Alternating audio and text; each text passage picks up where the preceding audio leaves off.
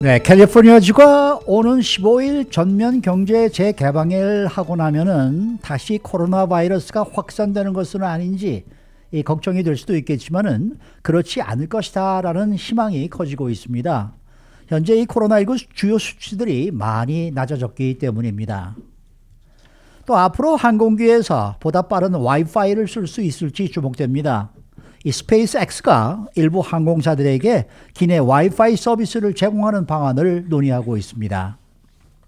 또 전 세계 바다를 뒤덮고 있는 플라스틱 쓰레기의 절반가량이 음식 용기라는 연구 결과가 나왔습니다. 박경경 기자. 네, 안녕하십니까. 자, 다음 주 화요일이면은 이거 캘리포니아주에서는 경제 완전 재개방에 들어갑니다. 이렇게 되면은 이 대규모 감염이 일어나지 말아야 되겠는데 어떤 결과를 예상하십니까? 사실 그 부분에 대해서 전문가들은 꽤 희망적으로 보고 있습니다. 네. 오는 15일 다음 주 화요일이죠. 네, 캘리포니아주가 경제 재개방에 들어가게 되면 많은 주민들이 우선 기대를 하고 있는데요. 그렇겠죠. 이를 앞두고 이 캘리포니아주 코로나19 위험은 다행히 빠르게 줄어들고 있습니다. 네네. 신규 감염자는 14개월 만에 최저치를 기록하고 있습니다. 캘리포니아주에서 감염자가 최대치로 나온 게 지난 1월이었습니다. 네. 당시 하루에 4만 5천 명 정도 신규 감염자가 발생했었는데요.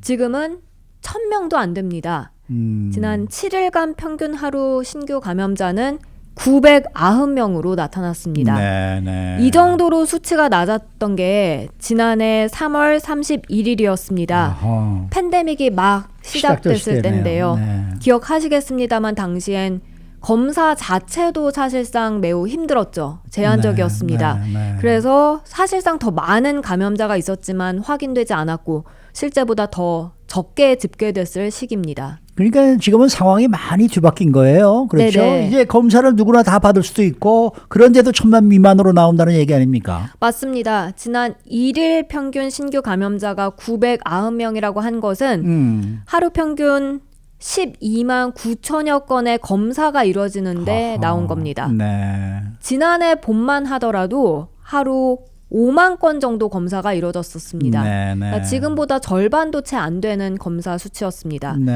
근데 지금은 검사가 2배 이상 늘어났는데도 불구하고 감염자 숫자는 적은 것이어서 고무적으로 평가되고 있습니다.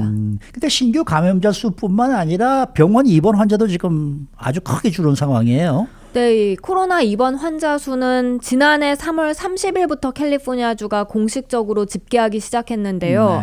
그때 당시 1,617명의 입원 환자가 있었습니다. 근데 지난 9일 수요일 기준으로 이게 가장 최신 자료인데 이날 캘리포니아주 코로나 입원 환자는 1,001명입니다.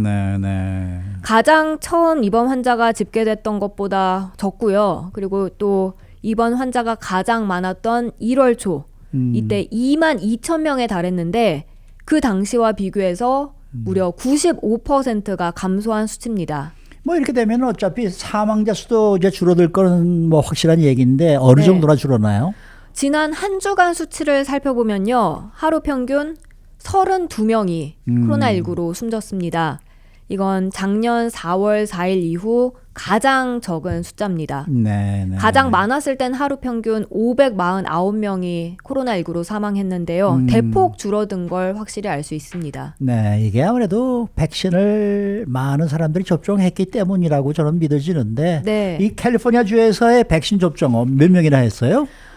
지금 보면 캘리포니아주는 전국에서 가장 높은 백신 접종률 보이는 주 가운데 하나인데요.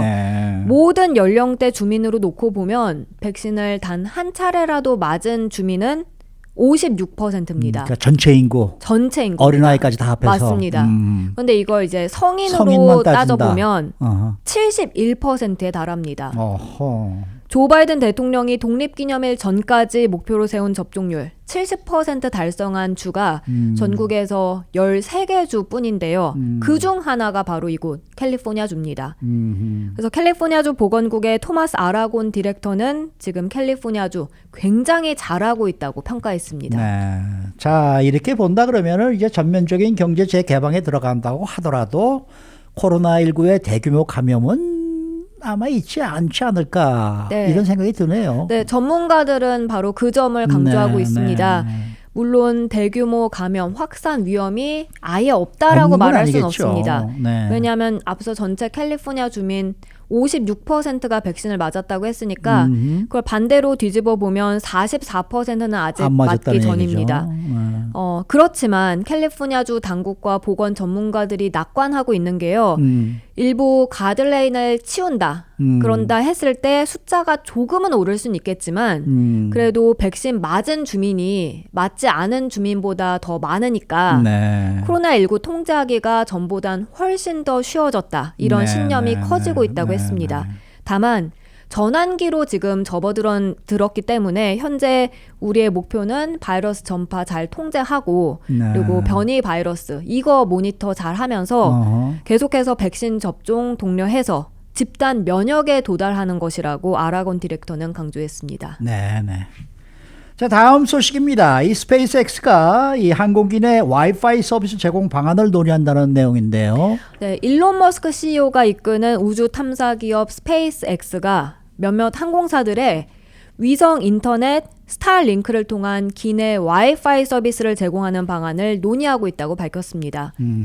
조나단 호플러 스페이스X 부사장은 어제 항공업계 행사에 참석해서 기내 와이파이 서비스를 스타링크 상품 개발이 거의 완료된 상태라면서 이같이 말했는데요. 그렇게 상품 개발이 다 이루어지고 나면 기내 와이파이를 제공하는 걸 항공사들과 논의하겠다는 겁니다. 지금 이미 일부 항공사들에서는 와이파이가 제공되고 있지 않습니까? 네, 맞습니다. 네. 일부 항공사들에서 이제 뭐 돈 지불하면 그렇죠. 엑스트라 머니를 내면은 기내 서비스 이용할 수도 있고 또 일부 항공사들은 아예 무료로 제공하고 있더라고요. 그렇지만 이 스페이스X는 좀 다르다는 점을 어제 강조했는데요. 호플러 부사장은 스타링크를 이용한 기내 와이파이 서비스는 비아셋이나 인말셋과 같은 다른 경쟁사들과는 다르게 저고도 위성을 이용한다고 설명했습니다.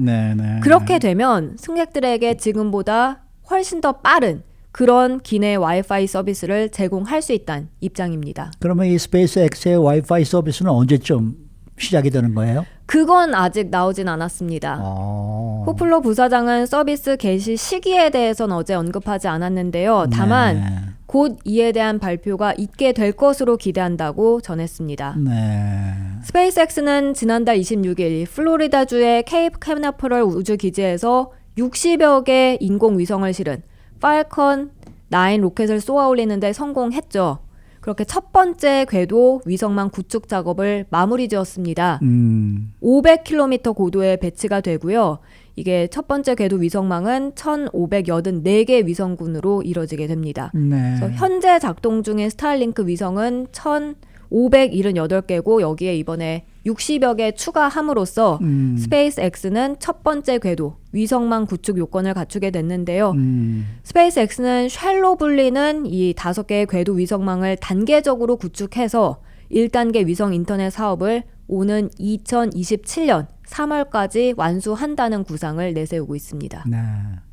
근데 우리 같은 보통 사람들이 어디 항공기를 탈 때는 뭐 여행을 가거나 뭐 이럴 때 버케이션을 가거나 뭐 이런 거 아니겠습니까? 그렇죠. 그러니까 뭐 예를 들어서 뭐 공무로 출장을 간다거나 이런 상황이 아니기 때문에 아니 항공기 타면 몇 시간 동안 좀 편히 쉬어야지. 그때 거기서까지 이걸 해야 되는가 이런 생각이 좀 들기도 해요. 네.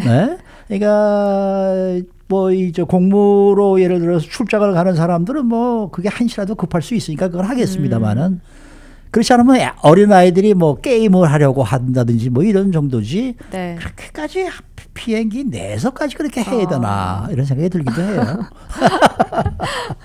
자, 마지막 소식입니다. 전 세계 바다를 뒤덮고 있는 플라스틱 쓰레기의 절반가량이 바로 음식 용기다라는 연구 결과가 나왔는데요. 네, 이건 영국 일간 가디언이 오늘 보도한 내용입니다.